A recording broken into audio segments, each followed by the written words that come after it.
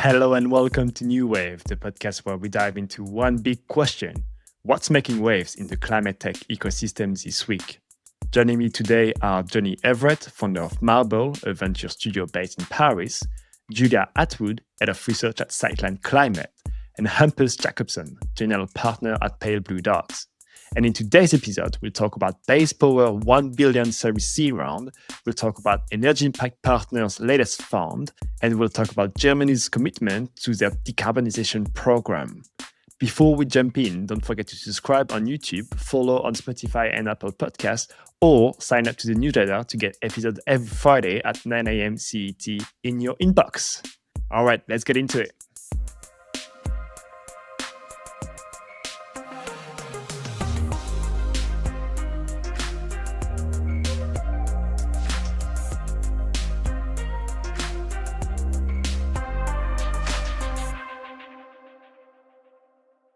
This episode is brought to you by Decarbon, a Belgian startup turning industrial CO2 emissions into valuable feedstock using a plasma technology. If you want to learn more, reach out directly to David or Gilles. I'll put all of the information in the description of this episode. Let's go back to the episode. Lots of things to cover in the news this week, but the biggest one to get started is Base Power. They've just raised 1 billion as a Series C, which is a massive amount of money. Valuation is 3 billion pre-money, so that also is a massive valuation. I guess the company was started 2 years ago. Hampus, how do we explain this extremely rapid growth and valuation as a 2-year-old company? I think that's how venture works, right? I think that the thing is that what most people don't realize about venture, or the way I think about it, is that the fact that there is a true valuation of a company over time, which is discounted cash flows and how much money you print for people. And if that's here, the step just before that is that the hope, you're trying to guess, you look at all the metrics, right? You're trying to guess how much cash flow you're going to have and when you're going to get that. The step before that is you're trying to guess what those people are going to guess. The step that before that is you're trying to guess what those people get, and eventually you get to a pre-seed round. So what I think most of us during our table here is that we're trying to just guess what other people are going to guess, what other people are going to guess. And I think that that's truly what it is. I'm not trying to sound self-deprecating in a funny way. It truly is when you're doing investments, you're really trying to think, I wonder if this company can take off really rapidly and grow really quickly. So think, why is this company worth that much? That is because either it is printing money, or that somebody thinks it's going to printing money by calculating it, or because somebody thinks someone else will think it's going to print money. That's about what it is. Hopefully they have very strong metrics, but it is usually what it is. Yeah, that's an amazing description, Hampus. I'm going to steal that and reuse it somewhere. I think Bases, when I was looking at it, I was like, this is kind of what the US venture community has been crying out for, something that isn't a hardware folk. Something where there's a clear business model and something where people are willing to pay a premium for something that they desperately want, which is resilience. And Julia, maybe if you want to say a few words about what Base is actually doing. I've realized I didn't introduce what Base is doing, so maybe you want to do it. For sure. And please, others correct me. I looked at them very briefly. They basically have a storage solution that is much bigger than a lot of their competitors. So just the size of the system is bigger. They're deploying it in Texas, where they own the asset, and then the consumer pays an upfront fee. They commit to buying electricity at them for 8.5 cents a kilowatt hour. And it's basically like a subscription battery. But the key thing to me that I saw, and I was like, oh, this is why people like this, is that they're saying that they can run your house for 48 hours without you even noticing that the power went off. And Texas has been through a lot. You have a lot of extreme weather, you have a lot of power outages, you have super high electricity prices at times because it's a deregulated market. So in some ways, it's a perfect storm, no pun intended, of people who are desperate for resiliency and want to know that their power is going to stay on. A deregulated market so that Base can make money off of these batteries that they're aggregating into a VPP, and then a venture community that's ready for something that they don't have to stress about permits and folks. I was just going to say, I think that on the other, I think a company in this space is, for example, Impulse Labs, which I think is interesting as another company. What Impulse Labs is doing something which is crazy in Europe because they're selling induction stoves. which induction stoves in Europe are just like a regular thing you buy on IKEA. But in the US, these are induction stoves that have battery in them, which means that they're actually sneaking in base. They're actually saying this is just a cook stove, a very high-end cook stove, but it is your own battery. So I think that, as Judah is saying, I think that the people want the home battery. Question is just like, do you buy a battery? Do you buy an EV and then do vehicle to grid? Do you buy a cook stove? But the need is there, right? The need is clearly there. No, you set me up perfectly. I was going to say, like, I think the 4 billion is also a question of like in what market, and I think the grid is having its moment, right? Like we need a crap ton of energy. Everyone is realizing that moving electrons is really important, and we don't have the infrastructure to do it.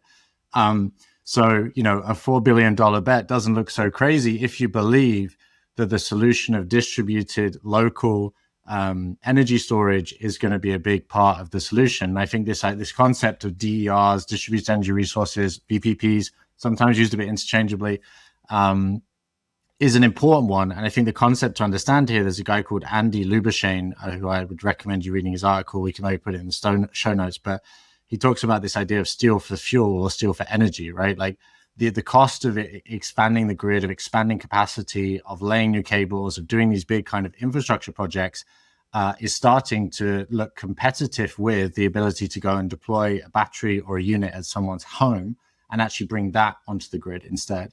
And that's what Base Power have done. That's really kind of ingenious, is they've said, we're going to become this energy company, but the way that we're going to do it is we're going to play both sides of the table. For the customer, we're going to give them cheap bills, fixed prices, and reliability, to Julia's point. So if there's a blackout, which I guess in Europe we're not that used to, unless maybe you lived in Spain when that whole thing blacked out for a while. But apparently that is a thing, so people value that reliability. But there's also then this arbitrage they're playing with the grid, right, where they're then able to resell back electricity and charge those batteries when it's cheaper. And I think the attractive thing from a utility scale perspective is if you look at the cost of doing centralized resource, where you're doing big projects, you're having to buy a piece of land, you're having to deploy a whole ton of staff, the speed to getting transmission online and to not being in that kind of queue or process, I think that's what Base is playing on really well. They've deployed, I think, 5,000 customers so far in Texas. And obviously their pace of execution is enormous. I think Ham's made an interesting point that, yeah, they're not a deep tech play, right? They're installing batteries, and a lot of this is execution risk, but they are doing some interesting things, if I understand correctly, around the optimization of the battery to make it applicable for that use case. But really, we are talking about a high-speed execution play. And I think that's why also the investors kind of get excited, is that this becomes a lot like execution and deployment risk. What does that smell like? That smells a lot like software. And that's why people start to feel like they can write these really big checks. I do also think, though, that if you look at the investor group that's gone into this round, these people need to deploy money, right? Like these are the people that have just raised billions of dollars and they need somewhere to put it. So, they can't just keep doing 50, 100, $200 million Series Cs, right? They need to find places that are big enough where they can have a multi-billion dollar outcome, but critically so they can park their cash somewhere so they can get it off and actually get it deployed within that life cycle. So I think there's this convergence of those two factors. One is that the grid is suffering. We need a lot more capacity. We need it quickly. This is an execution-focused way of doing that, and they seem to be executing extremely well. And the second thing is that this changing nature of VC, where we're starting to see these billion-dollar funds, they need to write bigger checks into companies that potentially could have bigger outcomes. I think it's a convergence of those two things. One of the things that caught my attention is actually what the CEO said, which is like the magic of their model is a vertical integration, meaning like they own the battery, they also sell the energy, and like they really own everything from a flexibility point of view. Do you think that's the way to win now, like when we think about climate and flexibility, right? Because like if you compare to what's happening in Europe, most of the flexibility startups are software only.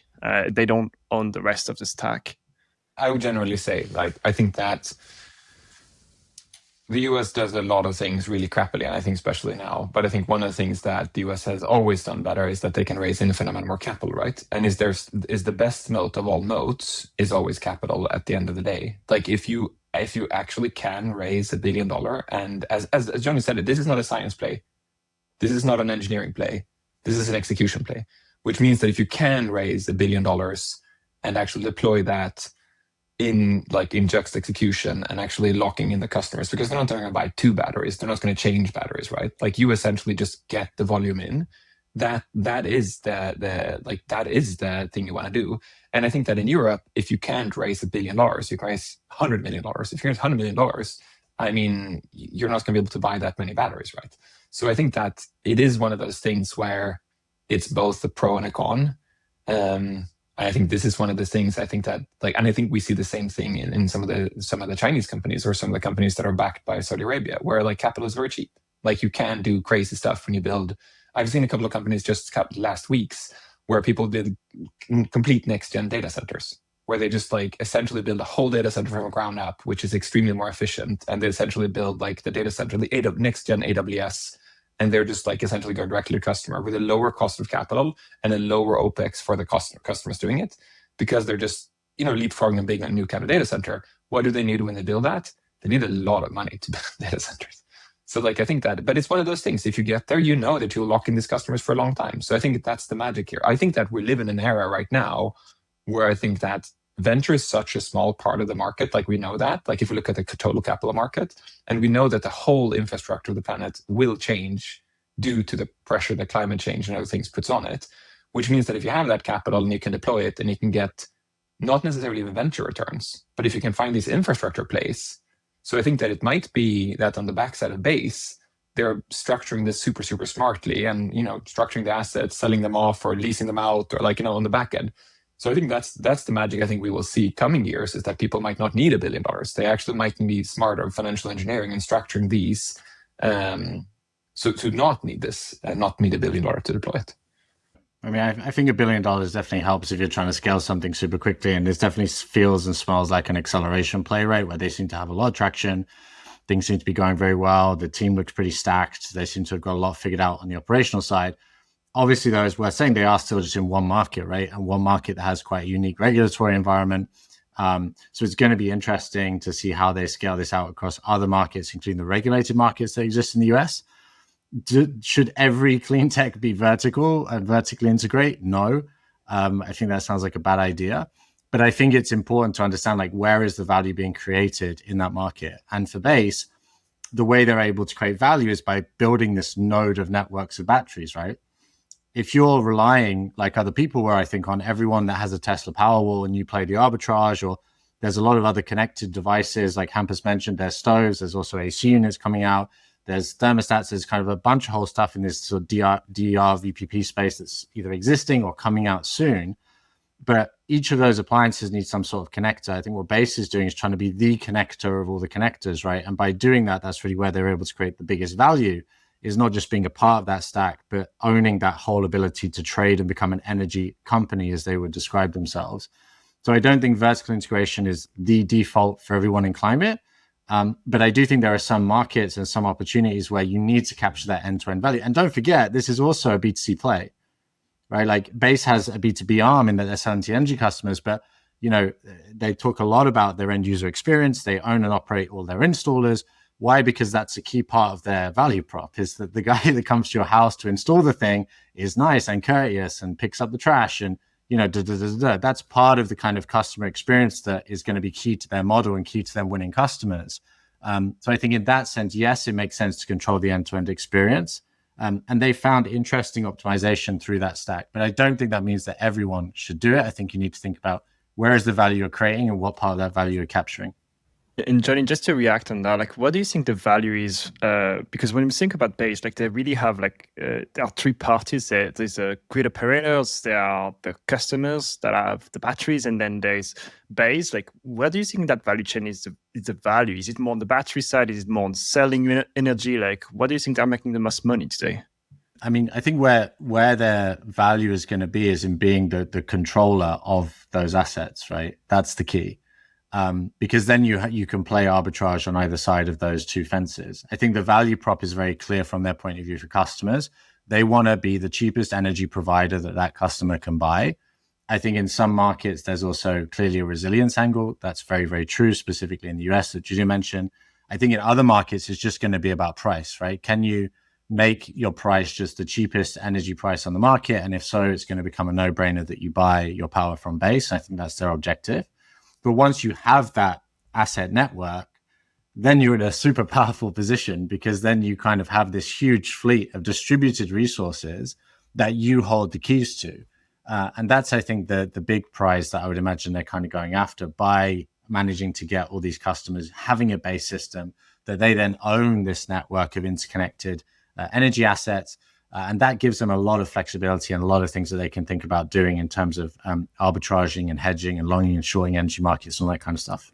Yeah, the Texas market is just so insane. Like back when I was covering batteries in the US, we were hearing the projects were making the vast majority of their money in like 2 days when the Texas grid went nuts. So if they can deploy on those 2 days and be ready for that spike, like they're good. But like Jonny said, it's going to be different everywhere. But also think about the fact that like the price of batteries is going down insanely, right? Like it's going down so quickly. And if you just think about that, if you think, okay, so battery prices are going down, the grid is going from centralized to decentralized. So then if you just take those opportunities and say, okay, so we now, the four of us now are going to start a startup, we're going to try to do that. What way can we deploy tons of batteries? Because we know the demand is there. The cool thing about Base is doing is they're getting it co-financed by the customer, right? So the alternative would be that the four of us now start a startup where we buy a lot of batteries, we put them in the park, we buy the grid connection, which is really irritating and complicated.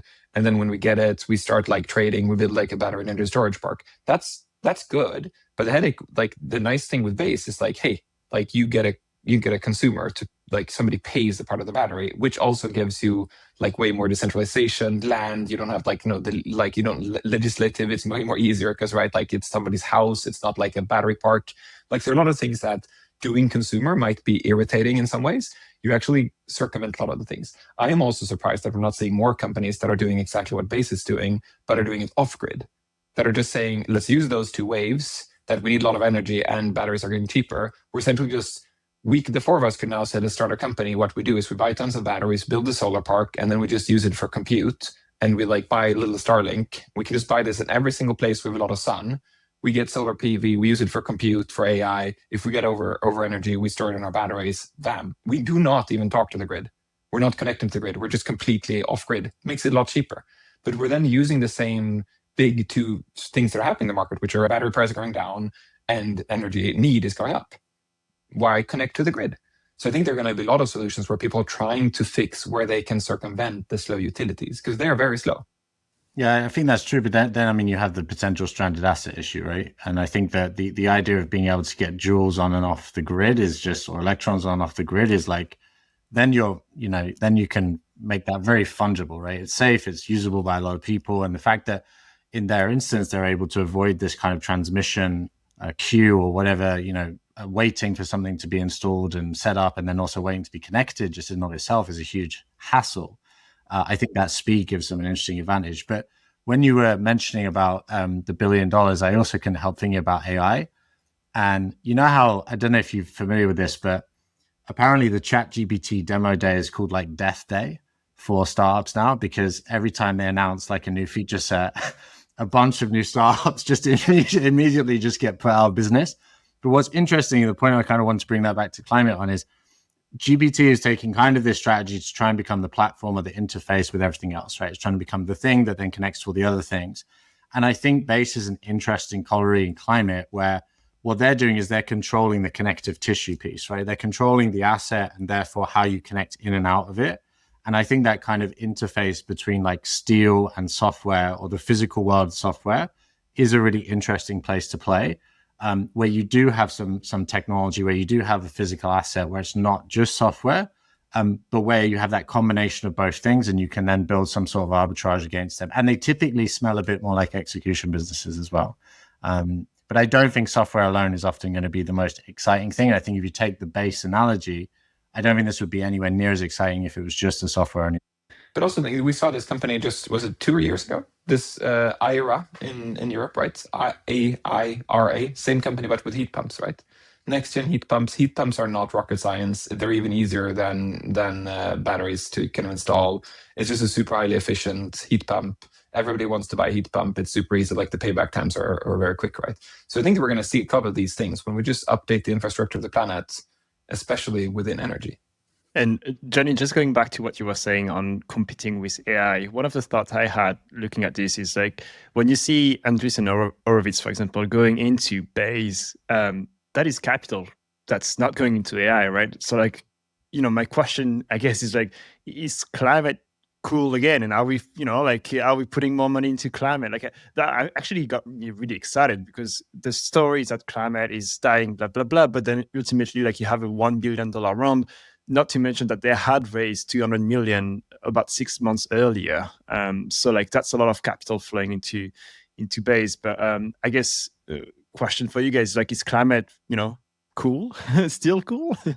I don't think anyone, including Base, is describing themselves as a climate company.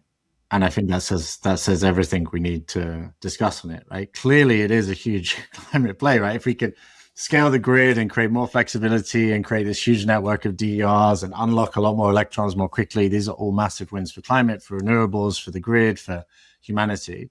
I have not seen their pitch deck. Unfortunately, I wasn't invited to the $1 billion round. I'll have to call somebody to ask about that. But I can bet you, not quite $1 billion, but a reasonable amount of dollars, that there was not a slide in there that was talking about climate emissions, CO2 equivalent. I would maybe something else, COE on the battery. I don't know.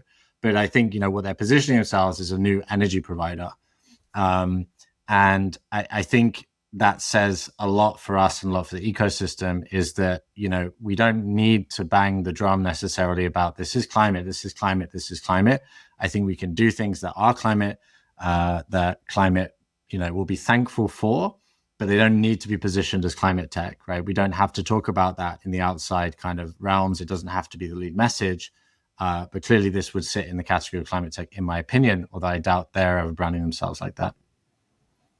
I don't think Klarna or Spotify or those, whatever, pick a company, raised them when they raised the round. They call themselves an internet company. Like, we're a .com. We're a .com.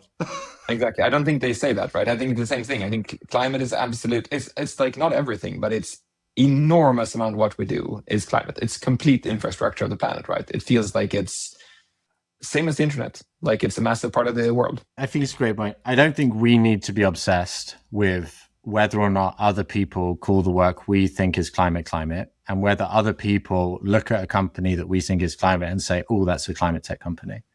Like, I don't think that needs to be something that we lose sleep over. I think what we need to lose sleep over is, can we build incredible companies at the intersection of energy, industry, resilience, adaptation, whatever you want to talk about, that are all thematics for climate, but that in and of themselves are just great companies.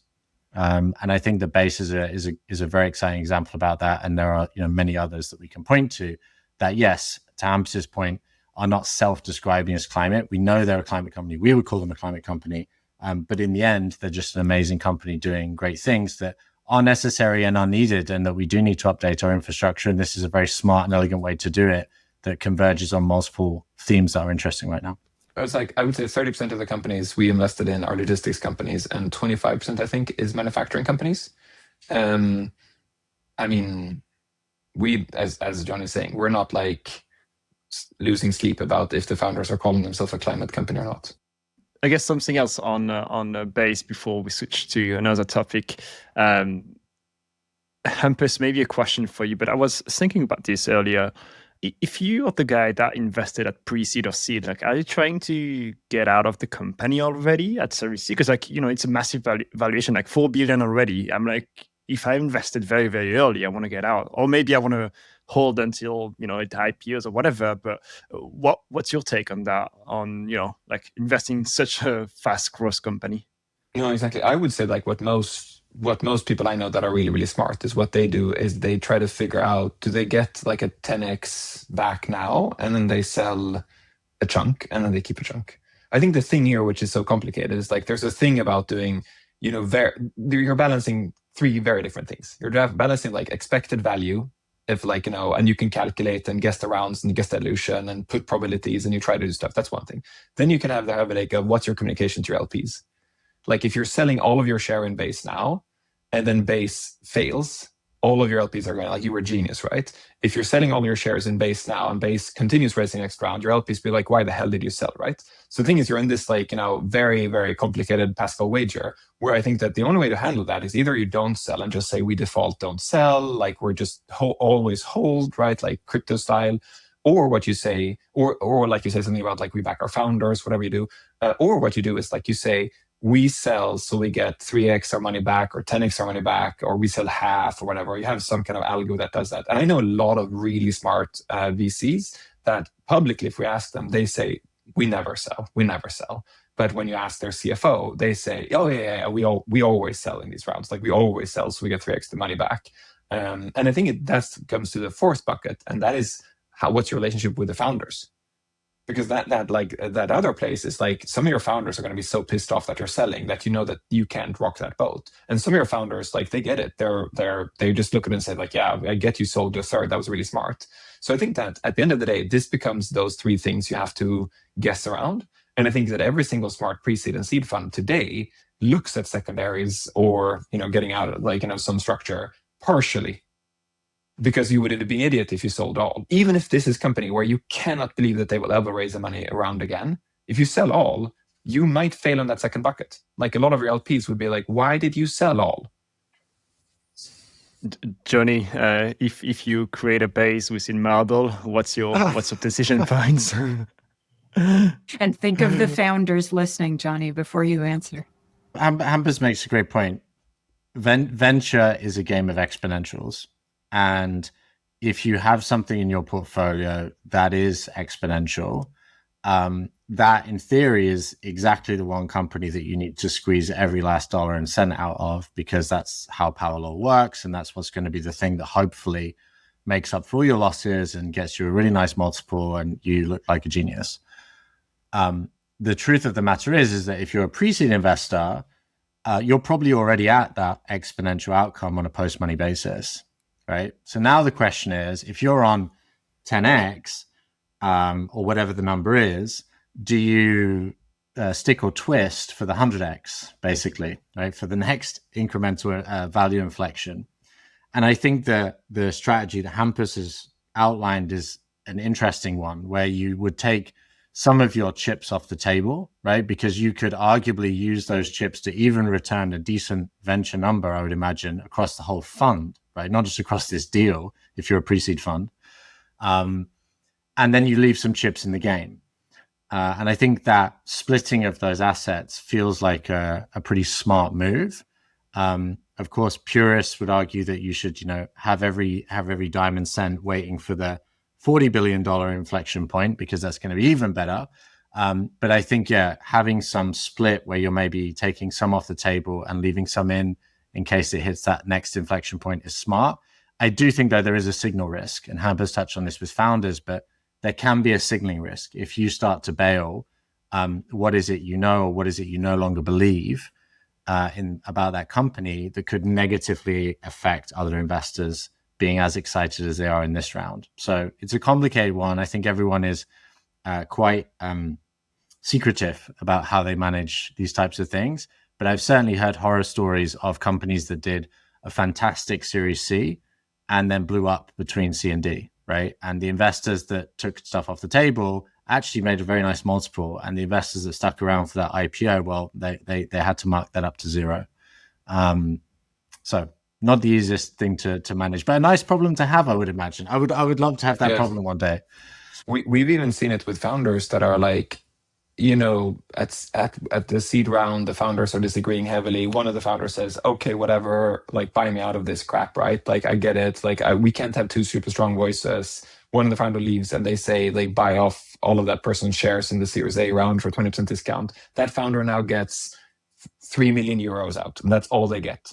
Then, as Jonny said, they never raise their Series B. They have a crushing term sheet from the next one. They get completely wiped out. Who was the one that got money out of it? Pre-seed investors? No. Seed investors? No. A investors? No. The other founder? No. The founder that left got the most money out. So I think that you have these, like, it's very hard, right? Like, and we've seen that I've seen that as an angel many times. Like, there's so many times you look at this and be like, when should you step off the boat? When is the optimal value? I don't know. We advise a lot of our founders to actually sell some when they're starting raising Series A, Series B, to sell their stuff some. And I think there's so many funds that are negative to it. And I think it's so strange, because if you have founders that are sitting with 1 million, 10 million, 100 million, whatever billion, which they can cash out now, the thing is that if you get 5 million euros, if you get another 5 million, it doesn't matter to you. which means that if you get 5 million euros, you're going to work really hard to make sure that this has either become 100 million euros or nothing for you. Because like, it doesn't really matter for you now. Like if you get 6 million, who cares? So the thing is that there is a very good alignment to make sure that the founders do cash out some money. So they're going for a big win and not just saying, hey, I've got an offer on the table for 10 million. I would get 3 million. I'm out. And it's like, crap. The founders have had super low salaries. They're working 80-hour weeks. Of course, they're going to cash out. So like there is an incentive on making sure that you actually do sell secondaries. And I think the same thing is if you're a fund in it. If you're a fund and you have an opportunity to sell at 1 billion, and if you sell off so you get 10x, and also this depends if you're recycling or fund and stuff, right? But you sell off 10x, that means that maybe you now can hold the rest. You can just hold all the way to the IPO. Because you're like, we did get money out. We don't have to in every round now discuss or to sell it. Like we have got money. But if you didn't make money, the next round comes along and it's a bit of a flat round. You're just like, sell everything. It's going to go right. That was dumb. You should have sold 10, 20% in every round. That's what you should have done. I think the art of making money is the art of buying and the art of selling. And everybody talks about buying. I love the founder secondary. I think you're 100% right that if a founder can get some base level of security from what they've built, they are more likely, not less likely, to keep swinging for the fences, right? Because they know then that all that risk they've taken, there is a floor to how far they're going to fall. And I think if you're raising tens of millions of dollars and, you're on a decent enough salary, but you don't have kind of a house or you haven't kind of set yourself up maybe in your life, I think it actually serves as a disincentive. You become fearful of loss rather than excited about your gain. And so I think having something that is a meaningful partial at the right time and at the right moment is a great idea. And I agree. I don't understand people that feel like it's a disincentive for ambition. I think at the right stage of the company, it serves as a continued ambition and a continued reason to keep going forwards, partly because you have that baseline and partly, as you said, Hampus, because you've then got some cash and now you want a lot more cash to make it meaningful to work all these hours, which encourages you to keep pushing. I think the trick is to make sure that the founders are not getting crazy wealthy enough so that they want to start their own funds and become angel investors and get other distractions. Yeah, we don't need more pre-seed funds. Well, I love that discussion. I think we should do an entire episode on like secondaries and when to sell. But one last question. I think it's going to be to the three of you. Let's do a prediction moment for this one before we switch topics. What's the exit pathway for these investors? Like for Base Power, do we think it's like an IPO play, M&A play? What happens next? I mean, difficult to guess. It doesn't feel like they would do an M&A to a utilities. Doesn't feel like that's the trajectory they're on. I would argue they'd probably be more likely to start buying utilities, specifically probably in the regulated markets where they have monopoly factor, and Base thinks they can probably exploit that and get some really interesting dynamics happening in those markets. Whether it goes the distance and exits in a classical sense, I mean, who knows? Because some of the biggest companies in the world are just continually private right now. So even if they don't ever exit in the IPO sense, I'm pretty sure there's going to be ways that people find to create liquidity as the company continues to scale and get larger. I think classically they would have been on the IPO path, right? That's what the path we would have thought about 5-6 years ago. There would have been a clear target for that. But I hesitate just on the fact that people are just not seeing the public market as kind of a logical stepping stone as the first kind of big moves that they make, and a lot of the time finding ways to stay private with secondary liquidity and other mechanisms. Yeah, I think there's going to be a lot of utilities that would love to buy them because right now they control the customers and they have a lot of happy customers, which utilities are often lacking. I agree with Jonny. I think they should just hold on and keep doing what they're doing. I think it would be a long time before I would see them IPO. Yeah, I mean, I bet you as well, if an energy company did buy them, it would be this sort of, in-shitification concept that we hear about a lot, where, all the magic of how what got them there suddenly gets eroded slowly but surely over time as men with suits come in and try and find, a bit more margin to make the transaction make sense. So we'll see what the future holds for them. The things also changed, right, is the fact that I think seed investors, early stage investors, we see the stock exchange as a liquidity event. The stock exchange is not a liquidity event. The stock exchange is a fundraising event. So the question is, can Base raise money at a cheaper cost staying private, or do they have to go public? And the second is like, no, it's actually impossible for them to raise private money at that like cost. Yep, then they go public to continue raising the money. Because I think that, as we all agreed on this, I mean, to be able to live up to this valuation, you're not going to be big in Texas. Like, you have to be slightly larger. So that means that one of the harder things that Base probably would have to figure out is how can they continuously raise enormous amount of capital and then deploy that with express speed. And that's going to be one of the messy things. So like, the second they can't raise money from private capital, then they will IPO and continue raising from public capital. And we're seeing the evolution of that being accommodated, though, in venture, right? These new funds that are being structured as open-ended vehicles that can just put capital in and recycle. Venture is adapting to that new reality where maybe they can cash out, maybe they cash in, and it's less of a kind of 10 and 2 type time pressure, which kind of forces things to happen in that horizon. So yeah, totally agree. Perfect transition. Thank you, Jonny. Talking about funds, one of the funds that raised a lot of money recently as well is EIP. I think you guys are quite friends with EIP. I think most of you in the call have at least one friend working for the fund. So they've just raised their largest vehicle yet, which is a 1.3 billion growth fund for energy, which is 40% larger than the previous one, which actually surprised me. Like, it's a big jump. What does that mean for the energy startup? This is obviously not early stage, right? I think one of the headaches with growth funds is that there are not that many companies. If you take Europe only, there are not that many energy companies that you want to invest. What's their round size here? 50 to 100 million. So like, but let's say 30 million. Let's say they have a wide portfolio. So now you're going to do 30, 40, 50 million in a company, and then you need to deploy that over 4 years. So you have a quite high cadence to find these companies in Europe in energy. And I think that's not the rate limiter. The rate limiter is not an EIP. The rate limiter is like, how do you get enough companies to get to that stage who has the unit economics that you can do? I think it's great to have more funds. It's their US vehicle. Sorry. I mean, like, generally any market. Like, I mean, I think the headache is that, and I think that it's portfolio construction. Like, it's the question of how they're gonna deploy it. It's like the same problem always. I think that energy is like one of the largest markets we have. Depends also on their definition. Are they going to build massive data centers? Are they going to use utility only? It's going to be really interesting to see what they invest in, because when I first came across EIP, and I think they're amazing, but I looked at a lot of their startups and I was like, this is the boring stuff. This is the stuff that will actually like help a utility do the stuff a utility wants to do, but it's not going to like be on Instagram with a bunch of like beautiful pictures. And then they kind of like got into a bunch of the very buzzy things.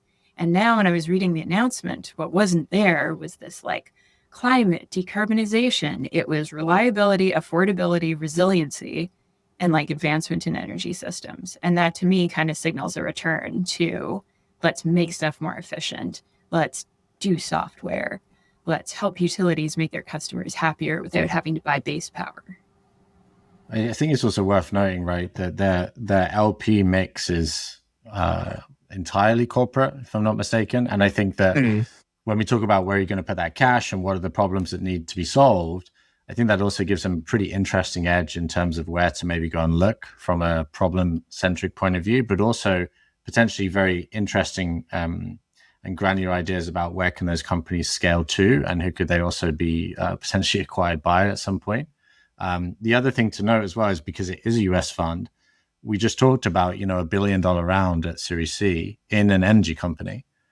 So I do think there is just a general increase of you have to have a certain amount of money to be taken seriously at a certain stage of venture these days. And I think if you're in the US and you're saying you're a growth fund and you don't have $1 billion, you start to look a bit small, ironically, compared to a lot of other people in the space.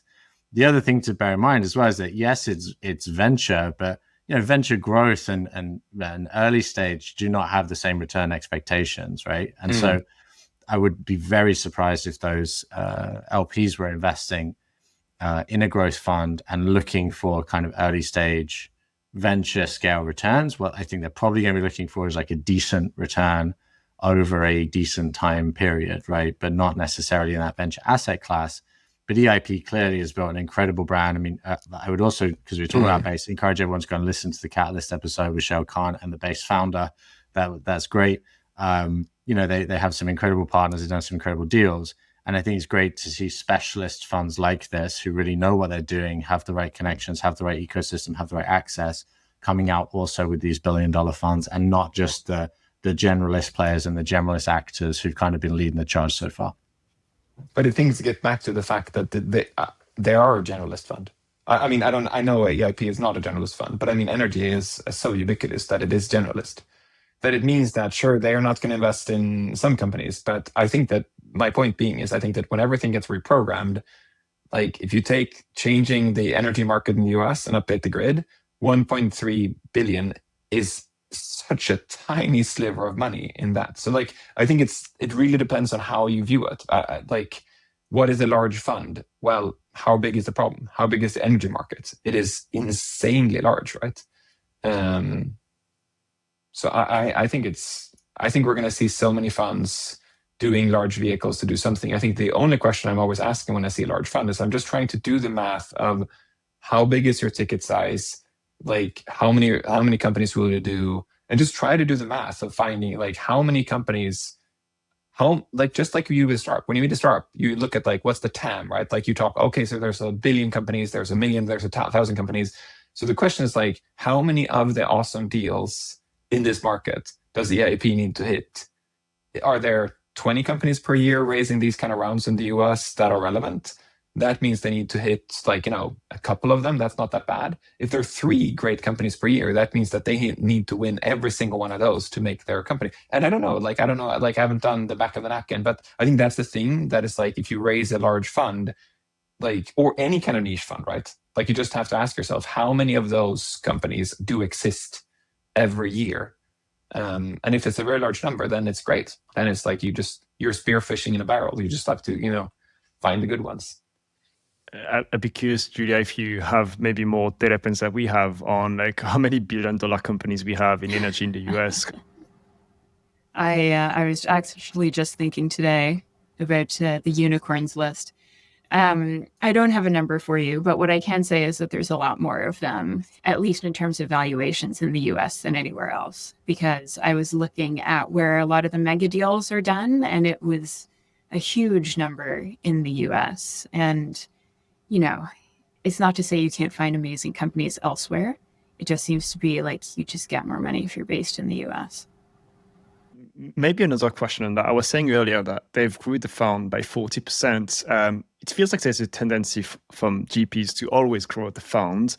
Obviously, you stack more management fees, which is great. You make more money, right? But I was wondering, at some point, if you need to have the right vehicle size for what you're trying to do, and not saying that they don't right now, but as a general concept, do you always want to grow the fund, like the next vintage, or should you stay in, at the current size, which is great for your market?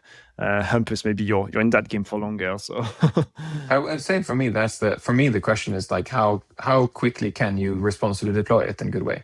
I think if you're EIP and see that there are 5 times as many companies and you have 40% more investors actively working at the EIP, then this is easy, right? Like there's enough fish in the pond and you have enough people to do it. Nobody has to work an hour or more. Then just go do it, right? I think if you're 2 partners that did a 50 million fund and now your plan is to be 2 partners and do a 200 million fund, now you need to change your ticket size, or you need to be maybe more reckless, right? So I think that's always the equation, which is interesting for me, is like, how do you deploy this capital? And then there are some companies that are saying, you raise a 50 million fund and you had very low reserves, and you say the next fund is going to be 100 million because then we have 50% for reserves. That means you kind of didn't change anything, right? You just say we're going to join the next round with our pro rata. That's like very easy, right? But if you're like, a question when somebody increases their fund size is that, does it mean you're changing your ticket size? Or does it mean you change the number of companies you're investing in? Or does it mean you change your reserve strategy? And if neither, then it's just a management fee play, right? I mean, unless we make the argument that now is the time for this energy revolution, right? I think that's also another viable thing to talk about, is that the fact that there are these multi-billion-dollar companies coming out repeatedly. Energy is going to touch and transform everything, and we have a lot to do in that sector and space. And maybe their position is that we have a lot to do and we need capital and we have lots of pockets we're going to put it in, and $1 billion may not even be enough. But I agree with the general principle that there is a general feeling of, well, if you've not done this before and you're a pre-seed fund doing a growth fund, then I get it, it's a bit apples and oranges. But 40%, given everything that's happening, given all the transitions, given the scale of venture increasing as an asset class anyway in terms of fund size and structure, I would actually argue that some of these mega funds that we've seen in the generalist space and the kind of structure that they've taken are more suited to our world than they are the software world that they're going to be servicing. So I think it's interesting to see these large scale funds coming out, focused on growth, focused on topics like energy, which is very transversal, which is having its moment. Maybe even in the future, having more of a blended structure like some of the new generalist funds that would allow them to actually have a way more optimized capital stack for climate, ironically, than for software. And I think that could be also an interesting next thing to hopefully see in our ecosystem. Also, I think that the later stage fund you go, the earlier stage funds are fairly artisanal in the fact that your limiting factor is usually finding partners that can invest and not try to be too mainstream. Because if you're in a super early stage fund, you tend not to make money if you're mainstream. If you're a growth fund, and you growth fund in energy markets, you're kind of I don't know if you said it, Juliet, you're very mainstream. You're looking for kind of obvious bets that you can calculate your way to. So I think the question is just how many fish then there are in the pond, and can you win those deals? And I think that's where they are. I think if you're scaling a pre-seed fund, it is a completely different conversation of how you can scale it and why you can scale it. Yeah, makes sense. Well, let's close the topic on EAP. The best way I can maybe follow up on that conversation is try to invite someone from EAP on the show and tell us a story. But look, last news to discuss today is Germany launching a 6 billion euro industrial program for decarbonization, including the use of carbon capture and storage technology, which is the first time. My reaction to that was, okay, finally, CCS is becoming part of this subsidy. So are they going to try to reduce less and capture more? I.e., it's too complicated to change the massive industry that they have on steel and cars and everything? Or is this just to accelerate the reduction of CO2 in Germany? So curious, what was your reaction to that when you read the news? I was thrilled, because I spent so much time analyzing the first round of this thing, and it is so complicated that I was very glad I would get to talk about it again. So that has not wasted time for me. No, I think I wasn't as surprised by the CCS part, because when they had the first round of this CCFD, and that one was much smaller, it was 2.8 billion. They said, we're not doing CCS in this one. We promise we'll do it in the next one. And it's because Germany had a lot of things that needed to work out about CCS, because there was a lot of stuff that you were just not allowed to do in the German within their legislation and regulation in CCS. And so they needed the time to make that work. And now you have developments in the North Sea and near Amsterdam, Orthus and Langskip. So it's looking a lot more feasible. But I think it's a really smartly designed policy. It's tied to the EU ETS. It's very fiscally responsible. And that 6 billion reminds me of the money that was lost in the US from the industrial demonstrations program. I was like, 6 for 6. Although I can't actually remember now euros and dollars exchange rates. I'm struggling. On the IRA, it's funny you said that, Gia, because I think this policy from Germany is a great European versus US policymaking comparison, right? The Germans are let's give people 15 years of certainty. Let's make sure that people know what's going to happen. They can price, they can figure things out. Everybody's on the same page.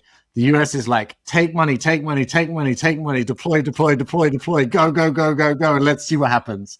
Right. So I think this is a wonderful piece of legislation, but very European.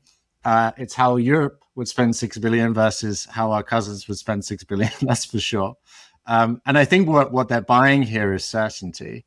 What they're hopefully buying for the industry and for the markets is certainty.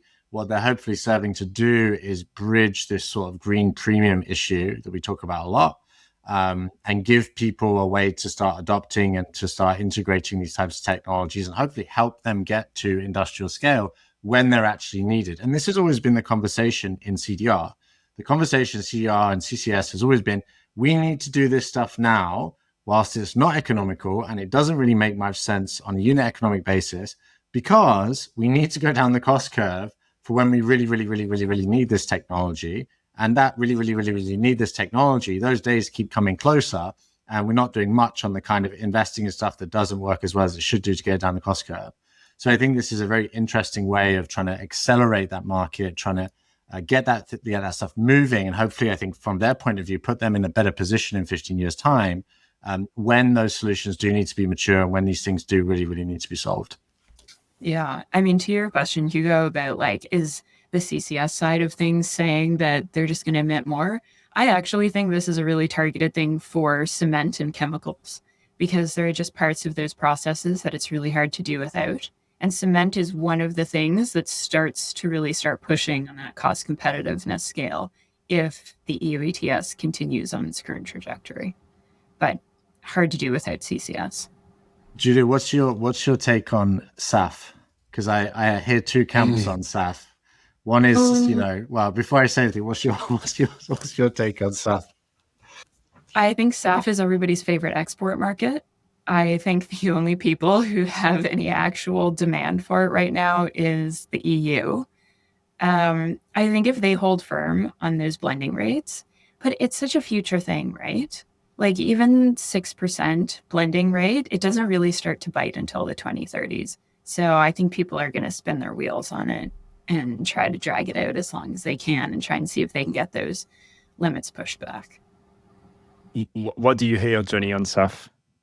I hear two camps. One is SAF's going to work. The SAF is great, and it's just, as with a lot of these things, question of scale. I hear a number of other people say that it just doesn't make sense, just like on an energetics basis, and we'd be better off sticking with Jet A and similar and doing DAC in the future as things go down the cost curve. So just always curious for people where they place that on the sort of, really hard to abate sector emissions, because that's definitely one of them. Jet fuel is damn efficient and damn cheap. But it's also a question about where we started, and like where the midsection is, that it's also a definition of energy prices. Like one of the crazy things is that right now it is cheaper in some regions of the planet to drill up dead dinosaurs that have been crushed by millions of years and refine that through a very explosive and complicated process, and then ship that around for very long distances and then use that as energy, versus like capturing stuff from the sun. So it feels like there is something about like, well, when will we decouple from the material economy? And I think energy is one of the keys to be able to say, okay, let's capture carbon and turn it into SAF. That means that we have to have very, very cheap energy prices to make that work. If we do, that's a great viable model. Let's stop drilling dinosaurs. And I think that's, at the end of the day, I think that what we talked about previously about base, it is like, is it a climate investment or not a climate investment? I think one of my favorite things to talk about, if you haven't read Material World by Ed Conway, it's such a great book, just talking about sand and steel and these like super boring materials. If you start realizing what part of the economy is like shifting around heavy stuff that are commodities, you'd be surprised. And I think it's super, super awesome to just think through these and how we're taking for granted, the fact that glass doesn't cost anything, or that silicon is abundant, and, just all of these things that are like shrug prices when you start realizing how complicated it is to get them there. So I think that's a fascination with all of these things. Can the German fund, can they actually start helping companies to modernize so they can decouple from some of those value chains and make it cheaper to actually do it in a way that doesn't require long supply chains, that doesn't require rare earth minerals or whatever it is, the problem that they need to decouple from. And right now we're living in a time where we're anti-globalization. Like right now, if a country can decouple from other countries, they would love to. So I think that that's why we're all having headaches when we're talking about climate. Is it climate? Is it resilience? Is it defense? Is it geopolitics? It's because they blend, right? It really blends. It's like, why do you want steel? You know, one of the crazy things about steel is an amazing way to figure out the like how developed a country is. You look at the average weight of steel a citizen has access to, and if you look at like a lot of like the Nordics or the US or Japan, it's like enormous amount of tons of steel because it's in every single hospital and everything. If you look at, you know, for example, the African continent, there's a very low grade amount of steel per capita. So it's kind of obvious that we will need to create that amount of steel to get to the same living standards, or cement, or, you know, blah, blah. How do you create those materials? Well, a polluting way or a non-polluting way? That's we know the answer, right? So like, how can we move from like cox-based steel production with like, you know, using like virgin iron ore to like electrical arc furnaces with scrap steel? It costs money to do that transition. I think this fund hopefully makes it faster to do some of those transitions. Yeah, and makes it more economically viable for now. But look, let's wrap it up for today. My question on this German new fund is: will France and, you know, the UK react to it and do something similar? That's a big question, but let's see when that happens. Otherwise, I will see you next week. Thank you so much for today. It was a pleasure. Thanks, Hugo. Thanks, Hampus. Thanks, Bye.